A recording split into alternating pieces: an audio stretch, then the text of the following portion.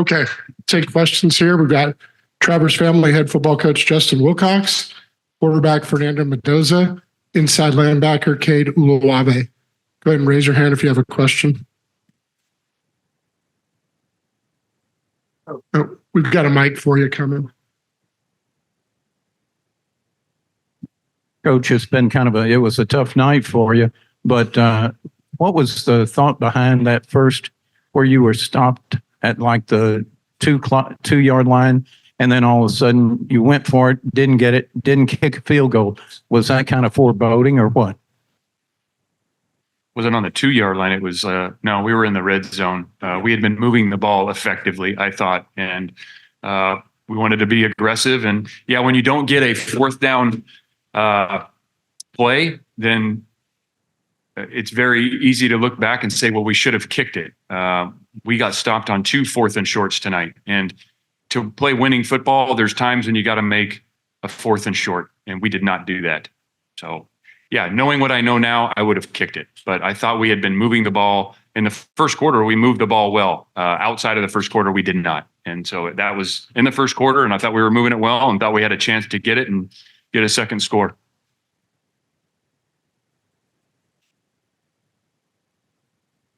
But you guys were up 14-7, seemed to have some pretty decent momentum.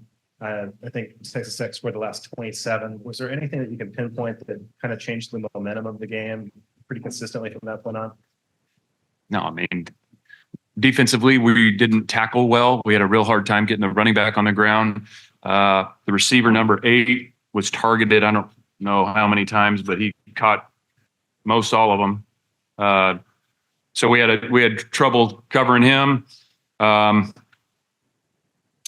We didn't punt or kick the ball very well. So the field position, because after the first quarter, and we really were out of rhythm offensively, and then we weren't punting or kicking the ball very well. And so the field position for the rest of the game was not good.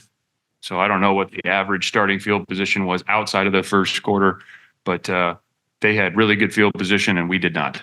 So yeah, I mean, everything after that point didn't go very well. Doug, go ahead. Coach, you did very well last few games of the season to claw your way into this bowl game, and you guys had a heck of an effort. What was the message to the team after the game today? Well, yeah, effort is great, but you need more than effort. You got to execute. You got to play good football, and we didn't play good enough football today. And you have to give Texas Tech credit. Those guys, they outplayed us. They ran the ball better, threw it better. They stopped the run better. They defended the pass. Their kicking game was much better. They punted better. So you got to give them credit. But I love the guys on the team. We got great guys on the team, really good people, but we need better football more consistently. And so we got to demand that from ourselves. And the players need to demand it from themselves and their teammates. So this doesn't build a fire for your off-season workout program, then you're probably in the wrong sport or at the wrong place. Hey, Fernando, back here. KSLA News 12 here in Shreveport. Hey, after that ankle injury, how were you able to get back up and still perform at a high level after that injury? Yeah, so there was a play I scrambled to my left, and we're not sure what it is yet, but nothing much, probably my ankle, knee, and came out for a play. We have a great medical staff, so they helped me get back in the game, and there's no way that I can't go back in the game when we have everyone else in the team fighting through injuries. So it's no excuse to make them on myself. So, I mean, I love those guys. I'm going to fight for those guys. And yeah. Coach, there were a lot of notable changes in the coaching staff over the last couple of weeks. Would you mind talking about that a little bit and how that affected the game today? Oh, I don't think it affected the game. I mean, people deal with this all the time. That's no excuse. We have coaching changes. Other people have coaching changes. That's the world we live in. The staff we've had together has been working long enough on this game, so that did not impact the game. That's not an excuse.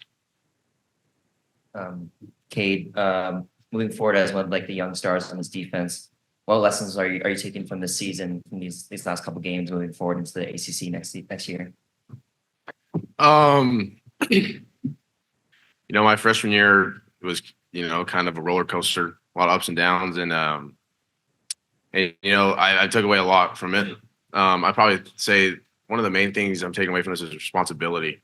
I have a responsibility here on this team. People are relying on me to know my job and do my job, and I'm relying on other people as well. And and going into the off season, everyone needs to gain more accountability and responsibility, and those things that we got to improve on, and that's things that we're going to do in the off season going forward.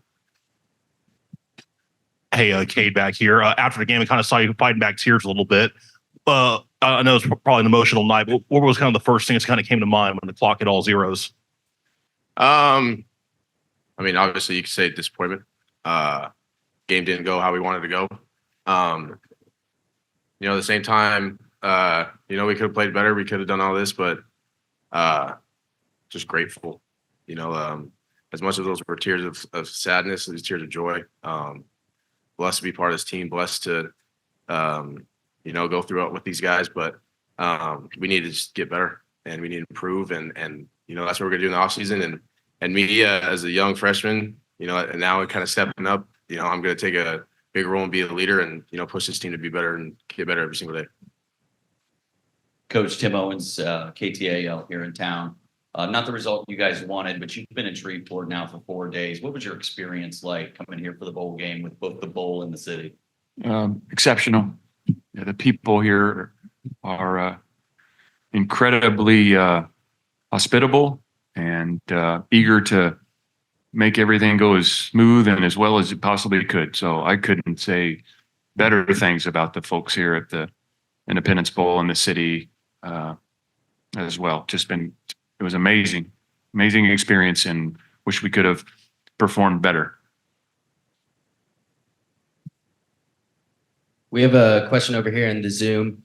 Fernando, back home, Jeff Ferruto would like to ask you to evaluate your performance tonight. To put it plain and simple, didn't perform the level that I'm capable of. Not a great performance. Unfortunately, a lot of the mistrides on the offense were on myself, and yeah, the output that I wanted to put output today wasn't there. My play wasn't up to par. There's no rhyme or specific reason for it, to be quite honest, but promise this, that I'll be so much better next year, and I'll be the hardest worker that I could be, and show my teammates, and I hope they know that as well.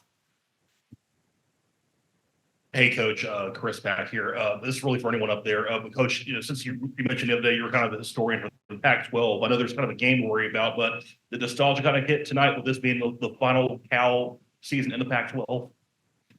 Honestly, no. Just trying to do everything we could do to win the game, and disappointed that we didn't perform better. It's on me as the head coach, and our staff and our players. We all share that responsibility, but I didn't think about that tonight. Another one from the Zoom back here. Steve Kroner for Justin and the players.